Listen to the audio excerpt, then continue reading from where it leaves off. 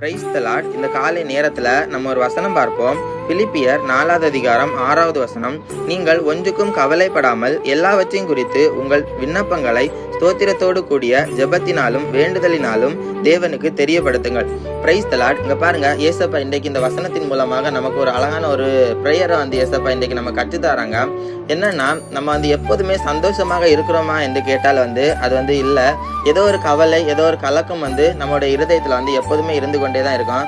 பெற்றோருக்கு குழந்தை குறித்து தானே ஒரு கவலை, எப்படி வளர்க்க போறேங்கிறதான ஒரு கவலை இருக்கும். வாலிபர்களுக்கு வருங்காலத்தை குறித்து தானே ஒரு கவலை இருக்கும். வேலையில ஒரு கவலை இருக்கும். ஏதோ ஒரு கவலை மனிதர்களாகிய நமக்கு ஏதோ ஒரு கவலை எப்போதுமே நமக்கு இருந்து கொண்டே தான் இருக்கும். இன்றைக்கு ஏசப்பா சொல்றாங்க, இந்த கவலை குறித்து ஒன்றுக்கும் நீங்க கவலை பயப்படாதுங்க. அது கலக்கமாக அந்த கவலை குறித்து எப்போதுமே நீங்க இருக்காதுங்க என்று ஏசப்பா இன்றைக்கு சொல்றாங்க. இந்த பாருங்க, அப்படி இருக்கிற நேரத்துல எதனால அந்த கவலை இருக்கிறதோ அந்த கவலை ஒரு விண்ணப்பமாக ஸ்தோத்திரத்தோடு கூடிய ஜெபத்தினாலும் வேண்டுதலினாலும் தேவனிடத்துல தெரியப்படுத்துங்கள் என்று பவுல் பிலிப்பியருக்கு எழுதின அந்த நிருபத்துல சொல்லி தந்திருக்கிறாங்க. அதை இன்றைக்கு நமக்கு ஏசப்பா இன்றைக்கு கற்றுத்தாராங்க.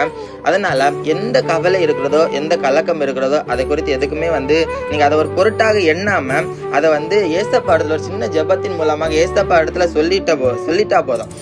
அதை அப்படியே மாற்றி ஏசப்பா நமக்குள்ள ஒரு மகிழ்ச்சியையும் சந்தோஷத்தையும் தருவாங்க.